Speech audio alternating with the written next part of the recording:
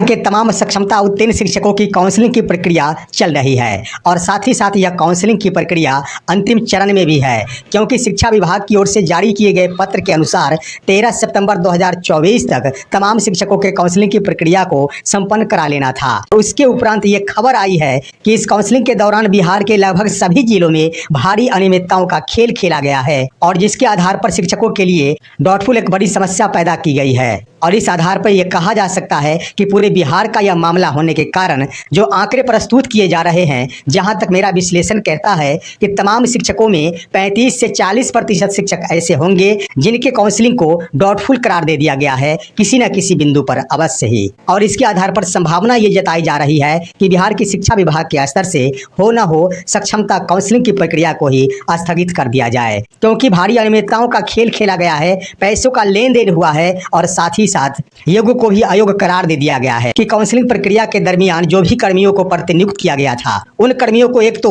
विशेष प्रशिक्षण नहीं दिया गया था कि आखिर किन बिंदुओं पर डाउटफुल करार दिया जाना है या फिर इनकरेक्ट करार दिया जाना है। और प्रशिक्षण के अभाव में जहां कुछ कर्मियों द्वारा अधिक से अधिक शिक्षकों की काउंसलिंग को डाउटफुल करार दिया गया है, वहीं कुछ ऐसे कर्मी हैं जिन्होंने पैसों की लालच में और जानबूझकर शिक्षकों के लिए एक समस्या खड़ी की है और वो समस्या थी डाउटफुल की समस्या। और उस समस्या को खड़ा करके शिक्षकों के ऊपर दबाव बनाया गया और दबाव के फलस्वरूप शिक्षकों द्वारा पैसों की उगाही की गई। हालांकि मरता क्या नहीं करता, शिक्षकों ने दबाव के आगे अपने आप को सुपुर्द कर दिया और कर्मियों के द्वारा जो कुछ भी मांग की गई उनके द्वारा मजबूर होकर दिया गया। उसके बाद शिक्षकों की काउंसलिंग की प्रक्रिया को करेक्ट भी लिखा गया। लेकिन वैसे शिक्षक जिन्होंने इसका विरोध किया है, जिन्होंने एक डाउटफुल मामले पर किसी भी प्रकार का सवाल खड़ा किया, उसको हर हाल में डाउटफुल करार दे दिया गया है, जो कि बहुत बड़ी अनियमितता को दर्शाता है। इस तरह से पूरे बिहार का यह मामला हो गया है कि 35 से 40% ऐसे शिक्षक हो गए हैं जिनके द्वारा अपलोड किए गए कोई ना कोई कॉलम में अवश्य ही डाउटफुल करार दे दिया गया है।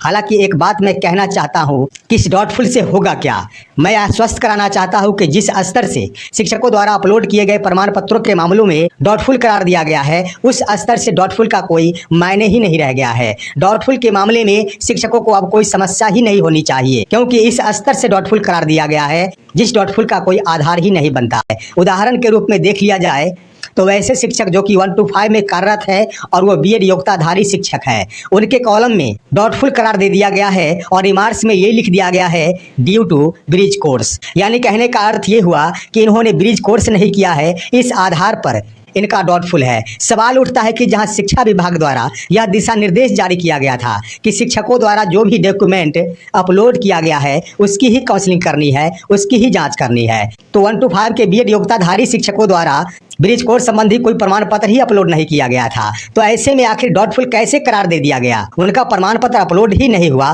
तो डाउटफुल कैसे हो गया? सवाल यहाँ पर खड़ा करता है और ऐसा इसलिए किया गया है ताकि शिक्षक डर जाए, सहम जाए और इसके बदले में वहाँ के कर्मियों को कुछ न कुछ पैसे अवश्य दे दे। और ऐसा ही पूरे बिहार में हुआ है। कुछ ऐसे जिले हैं जैसे पटना जिला हुआ, वहाँ बिल्कुल इसकी संख्या नगण्य रही है। वहाँ 1 to 5 डिग्रीधारी शिक्षकों के मामले में डाउटफुल नहीं लिखा गया है। वहीं देख लिया जाए समस्तीपुर जिले की, तो समस्तीपुर जिले में एक तरफ जहां कर्मियों द्वारा डाउटफुल करार नहीं दिया जा रहा था और जिन शिक्षकों से पैसों की उगाही करनी होती थी उनके कॉलम में डाउटफुल करार दे दिया जाता था और साथ ही साथ शिक्षकों को यह भी कहा जाता था कि आपके कॉलम में डाउटफुल हो गया है, इसके लिए आपको समस्या हो सकती है। लेकिन दिशा निर्देश जो भी आएगा वह 14 सितंबर के बाद आएगा, देखना है कि आखिर क्या कुछ होता है। यानी इसका मतलब ये हुआ कि कर्मी द्वारा उनके प्रमाण पत्रों को डाउटफुल करार दे दिया जाता था और डराते हुए धमकाते हुए उनसे पैसों की उगाही की जाती थी। जिन शिक्षकों द्वारा पैसा नहीं दिया जाता था उनका डाउटफुल ही रख दिया जाता था और जिन शिक्षकों द्वारा पैसा दे दिया जाता था उनका डाउटफुल समाप्त कर दिया जाता था।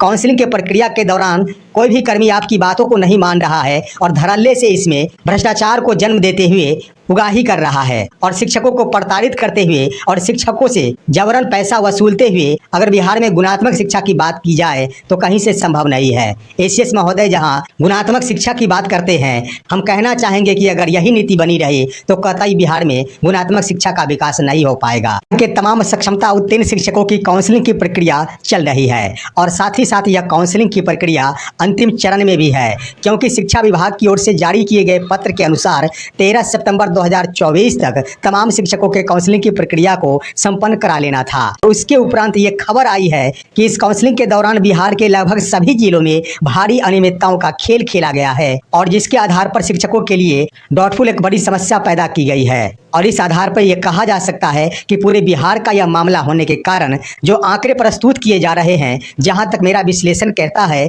कि तमाम शिक्षकों में 35 से 40% शिक्षक ऐसे होंगे जिनके काउंसलिंग को डाउटफुल करार दे दिया गया है किसी न किसी बिंदु पर अवश्य ही। और इसके आधार पर संभावना ये जताई जा रही है कि बिहार की शिक्षा विभाग के स्तर से हो न हो सक्षमता काउंसलिंग की प्रक्रिया को ही स्थगित कर दिया जाए, क्योंकि भारी अनियमितताओं का खेल खेला गया है, पैसों का लेन देन हुआ है और साथ ही साथ योग्य को भी अयोग्य करार दे दिया गया है कि काउंसलिंग प्रक्रिया के दरमियान जो भी कर्मियों को प्रतिनियुक्त किया गया था उन कर्मियों को एक तो विशेष प्रशिक्षण नहीं दिया गया था कि आखिर किन बिंदुओं पर डाउटफुल करार दिया जाना है या फिर इनकरेक्ट करार दिया जाना है। और प्रशिक्षण के अभाव में जहां कुछ कर्मियों द्वारा अधिक से अधिक शिक्षकों की काउंसलिंग को डाउटफुल करार दिया गया है, वहीं कुछ ऐसे कर्मी हैं जिन्होंने पैसों की लालच में और जानबूझकर शिक्षकों के लिए एक समस्या खड़ी की है और वो समस्या थी डाउटफुल की समस्या। और उस समस्या को खड़ा करके शिक्षकों के ऊपर दबाव बनाया गया और दबाव के फलस्वरूप शिक्षकों द्वारा पैसों की उगाही की गई। हालांकि मरता क्या नहीं करता, शिक्षकों ने दबाव के आगे अपने आप को सुपुर्द कर दिया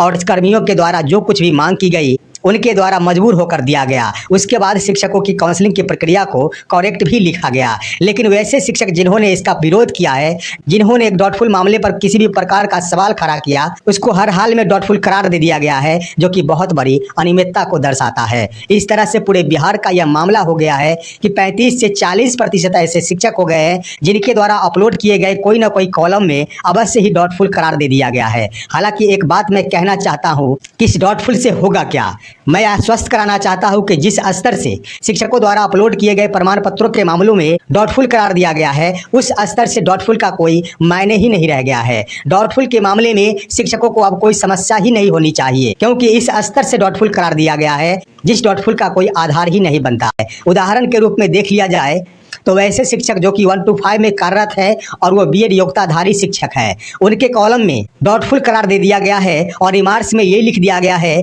ड्यू टू ब्रिज कोर्स। यानी कहने का अर्थ ये हुआ कि इन्होंने ब्रिज कोर्स नहीं किया है, इस आधार पर इनका डाउटफुल है। सवाल उठता है कि जहां शिक्षा विभाग द्वारा यह दिशा निर्देश जारी किया गया था कि शिक्षकों द्वारा जो भी डॉक्यूमेंट अपलोड किया गया है उसकी ही काउंसलिंग करनी है, उसकी ही जांच करनी है, तो 1 to 5 के बीएड योग्यताधारी शिक्षकों द्वारा ब्रिज कोर्स संबंधी कोई प्रमाण पत्र ही अपलोड नहीं किया गया था। तो ऐसे में आखिर डाउटफुल कैसे करार दे दिया गया? उनका प्रमाण पत्र अपलोड ही नहीं हुआ तो डाउटफुल कैसे हो गया? सवाल यहाँ पर खड़ा करता है और ऐसा इसलिए किया गया है ताकि शिक्षक डर जाए, सहम जाए और इसके बदले में वहाँ के कर्मियों को कुछ न कुछ पैसे अवश्य दे दे। और ऐसा ही पूरे बिहार में हुआ है। कुछ ऐसे जिले हैं जैसे पटना जिला हुआ, वहाँ बिल्कुल इसकी संख्या नगण्य रही है। वहाँ 1 to 5 डिग्रीधारी शिक्षकों के मामले में डाउटफुल नहीं लिखा गया है। वहीं देख लिया जाए समस्तीपुर जिले की, तो समस्तीपुर जिले में एक तरफ जहां कर्मियों द्वारा डाउटफुल करार नहीं दिया जा रहा था और जिन शिक्षकों से पैसों की उगाही करनी होती थी उनके कॉलम में डाउटफुल करार दे दिया जाता था और साथ ही साथ शिक्षकों को यह भी कहा जाता था कि आपके कॉलम में डाउटफुल हो गया है, इसके लिए आपको समस्या हो सकती है। लेकिन दिशा निर्देश जो भी आएगा वह 14 सितंबर के बाद आएगा, देखना है कि आखिर क्या कुछ होता है। यानी इसका मतलब ये हुआ कि कर्मी द्वारा उनके प्रमाण पत्रों को डाउटफुल करार दे दिया जाता था और डराते हुए धमकाते हुए उनसे पैसों की उगाही की जाती थी। जिन शिक्षकों द्वारा पैसा नहीं दिया जाता था उनका डाउटफुल ही रख दिया जाता था और जिन शिक्षकों द्वारा पैसा दे दिया जाता था उनका डाउटफुल समाप्त कर दिया जाता था। काउंसलिंग के प्रक्रिया के दौरान कोई भी कर्मी आपकी बातों को नहीं मान रहा है और धड़ल्ले से इसमें भ्रष्टाचार को जन्म देते हुए उगाही कर रहा है और शिक्षकों को प्रताड़ित करते हुए और शिक्षकों से जबरन पैसा वसूलते हुए अगर बिहार में गुणात्मक शिक्षा की बात की जाए तो कहीं से संभव नहीं है। एसीएस महोदय जहां गुणात्मक शिक्षा की बात करते हैं, हम कहना चाहेंगे कि अगर यही नीति बनी रही तो कतई बिहार में गुणात्मक शिक्षा का विकास नहीं हो पाएगा।